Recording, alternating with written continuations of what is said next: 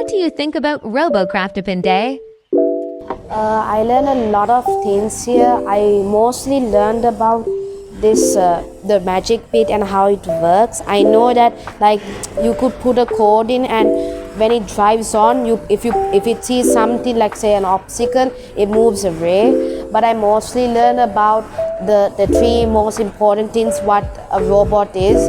Like it plans and it does the work, but it also has to first think about it. I also know that like everything about the robot and like how it was like came into existence, like the word was made like almost 100 years ago, and that really shocked me because I thought it was a really new thing. So I really like this academy, and I hope to do more of it within like another 2 years.